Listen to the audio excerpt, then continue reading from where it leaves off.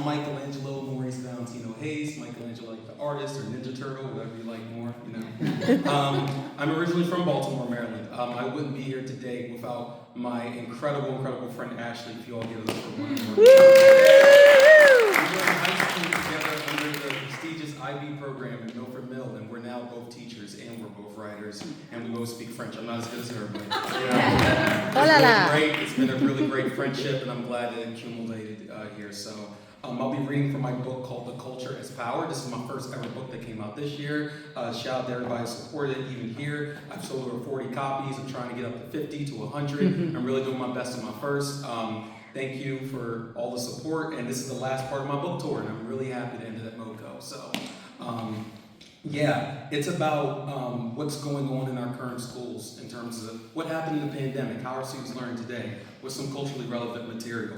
So I'm going to be reading just about the general of like why cultural relevancy is a thing, and I'm also going to be presenting about something I call animanga, which is anime and manga, just to show why it's really powerful to our society today. I'm wearing a custom-made suit I made from Dragon Ball, the series by the late Akira Toriyama, and it has a little patch in here, so Kami House, from where Goku and them used to train, so custom-made with a friend, and yeah, here I go. Thank you all again. All right, great. I'll be skipping around, but I'm starting at one of the intros and I'll be moving along. This conversation is beyond simply being trendy for purposes of being trendy. It's being culturally relevant to accommodate a paradigm shift that has left older pedagogies and practices virtually obsolete in the demands of our students' values, interests, and needs of the current world. Anime and manga are additional methods of my core practice that have allowed me to succeed. Anime is Japanese animation or Japanese animation-inspired cartoons that touch on a variety of social issues with less regulations on violence and nudity as juxtaposed to American audiences. A majority of the time, anime is adapted from manga, Japanese comics that read right to left that also touch on a variety of social issues and less regulations on violence and nudity as juxtaposed to American audiences. When talking about anime, it is negligent to not mention manga due to their ties, so for all intents and academic purposes, I will say animanga when talking about their dual impact at times. Animanga media consumption and relevance around the world has monstrous amounts of staying power that has made it hard to ignore in Hollywood and media distribution outlets all across the world. Animanga contains larger-than-life stories that have impacted the minds of several generations of American watchers, as much as, if not more astronomically more than, classical works in literature and popular media such as Shakespeare, Dostoevsky, J.K. Rowling, and Game of Thrones. Take, for example, the Dragon Ball franchise, including Dragon Ball, Dragon Ball Z, Dragon Ball GT, and Dragon Ball Super. You got any Dragon Ball fans in here? Anybody raise their hand? There we go, there's going to be one. So, Dragon Ball centers a character named Son Goku, an alien male from the same race of planet Vegeta, who was sent as a baby to planet Earth due to a genocidal racist alien named Frieza that destroyed planet Vegeta and all the same people, except roughly half a dozen who were all planned beforehand.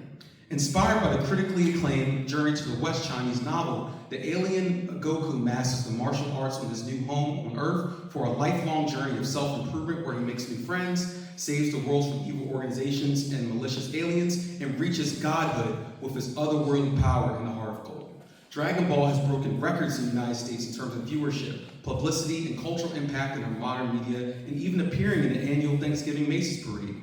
Why is it so popular and relevant to education? Son Goku, popularly known as Goku, embodies self-improvement, hard work, virtue, family, and aspects of hypermasculinity with the warrior archetype. Lots of young boys get inspiration from Goku due to Goku and the Z Warriors exceeding their limits, protecting their friends, striving for greatness, and standing up for what they believe in at every turn. Even the villains of the series exude attributes of charisma, unforgettable fashion, and examples of masculine power that many young boys still remember to this day. I'll now be speaking from how do you craft lessons in animanga? How can you craft lessons from anime examples in religion classes? Japanese mangakas have powerful and intriguing ways of pushing forth discussions on religion through their characters, storytelling, and settings. One such example is the animanga piece known as Fire Force by Atsushi Akubo. The setting is in a post-apocalyptic world in which the old world has ended in a horrendous flame, which has extinguished close to all life in the land, earth, and sea, playing off 2 Peter chapter 3, verse 10 of the Bible. But the day will come, the day of the Lord will come as a thief in the night, in which the heavens shall pass away with a great noise, and the elements shall melt with fervent heat. The earth also and the works in therein shall be burned up.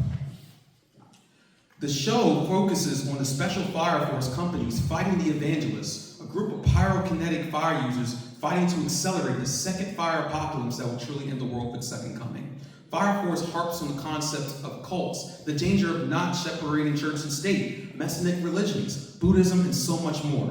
From the dialogue, character development, and aspects of religion touched upon every part of the series, Fire Force action and plot are great studies for religion and manga that can be explored in the classroom. Let's do an example.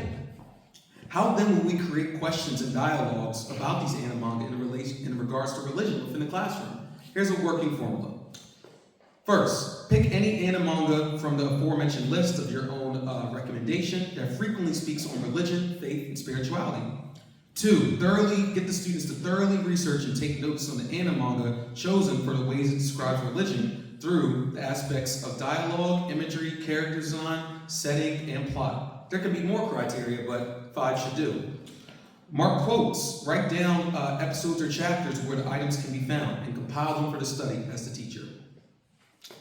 Gather information of the creator/mangaka, of their motivations, upbringings, interviews, and successes of their artistic piece to gain further insight on the intent of their message. Create a link sheet for your findings, where students can use the space to directly link the dialogues, imagery, character design, settings, and plots to their implicit or explicit real-life religious references. 5, once researching to uncover the referenced religions, research the religions to an equally thorough research process from the perspective of real-life events, which inspired the anime/manga, the time and period where the events took place, the main historical figures, the places in which the world took place, and their implications. 6, in class settings, introduce basic information about the topic through a quick blurb, or having students review entire clips or episodes of the animanga to see artistic and dramatic depictions of real-life historical events centered around religion. And lastly, begin to do a deep dive into the real-life religions with primary and secondary documents, having students read the material and answer questions to it. This is just one strategy that shows the marriage between religion lessons and anime, and how they can showcase religion in action first. Thank you all. That'll be it for me.